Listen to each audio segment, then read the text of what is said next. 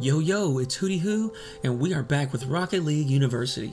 In this video, we are going to take a look at wave dashes and some of the best ways to practice them. Wave dashing is a mechanic that was popularized sometime in the latter half of 2016.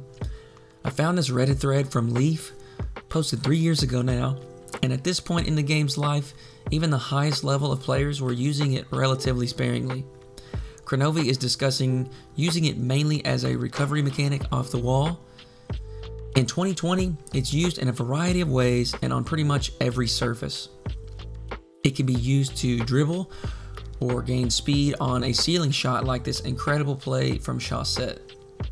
Even though it has an array of applications, it is one of the simpler mechanics to understand and work into your gameplay.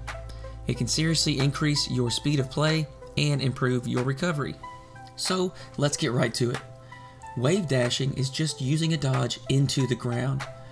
The difficult aspect of performing this mechanic is timing. Most everyone that has played the game has figured out how to dodge. To dodge, you just press the jump or the dodge button twice and direct it with your joystick on the second press. Fairly simple, right? Wave dashing is just dodging, but you time the execution of your dodge to happen when your car's back wheels are just about to touch the ground. This can be done in all directions. Forward is probably the most useful, as well as the easiest, which works out great. Sideways is the second most used and also the second most difficult. Wave dashing backwards really doesn't have many uses and is the most difficult of the three. The most common use of wave dashing is simply recovery off of walls. This is super helpful when low on boost. The major benefit of a wave dash versus a regular old forward dodge is the fact that you eliminate the flip animation. This allows for an immediate follow-up input. If we compare these two clips side by side, we can see how much more quickly acceleration happens with a wave dash plus forward dodge rather than two forward dodges back to back. Another drawback of a regular dodge versus a wave dash is the distance the dodge carries you. Sometimes you need to remain in your position or hold your ground, but you also may need to accelerate quickly from your position to make a play. This is why you see pros occasionally slow down a bit, perform a wave dash, and then attack. It's because they are holding their ground while reading the play, but also maximizing their acceleration potential. As I mentioned earlier, there are tons of applications of this mechanic, and it is pretty simple, so I highly recommend you begin working wave dashing into your gameplay. Alright, now we are a bit more familiar with the mechanic and some of its uses, so let's talk about how to execute the mechanic. First, we will start by practicing on the ground. You want to lightly press the jump button, tilt your car backwards just a bit, and then dodge forwards just as your back wheels are approaching the ground. Now is a good time to mention that you control the height of your jump by how long you hold the jump button, which is why you want to lightly tap it so you do a small jump. Alright, easy peasy, you have learned to wave dash, but this is just the beginning. Now that you grasp the concept of the mechanic, we can expand on ways to use it. Earlier I mentioned that the most common way to use wave dashing is quick recoveries from the wall. To practice this, you will line yourself up low on the wall, jump off, air roll your car level with the ground and tilt it back just a bit, then dodge the car into the ground as the back wheels approach the ground. It is important that you practice both directions so you are comfortable air rolling either way when jumping from the wall.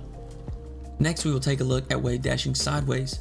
I'm sure most of you have seen clips or videos of Squishy chaining wave dashes across the field. This is obviously incredibly helpful when trying to recover with low or even no boost.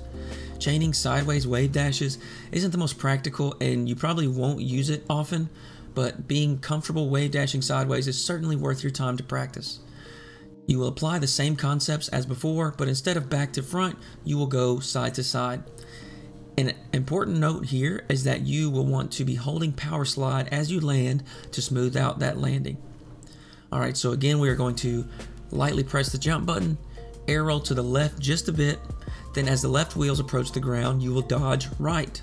This will slap the car down into the ground. Make sure you practice to both sides so you are comfortable performing the mechanic in either direction. Last, we will look at backwards wave dashing.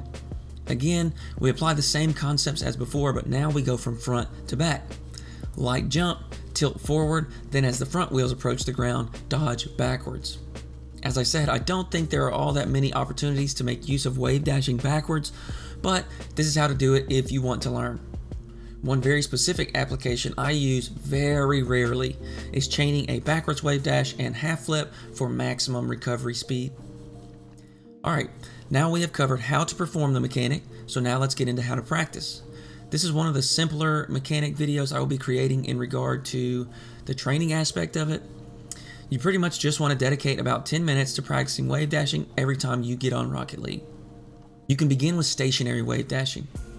Then when you are comfortable and have a good success rate executing the wave dash while stationary, you can go ahead and begin practicing while moving. Once comfortable with that, then you should begin to practice using it to recover from the walls. If you feel confident with all of these so far, then you should begin practicing sideways wave dashing. When you are super comfortable with all these movements, you should begin working them into your free play sessions. Wave dash onto and off of walls. You can use wave dashing when dribbling or to recover from inside of the net.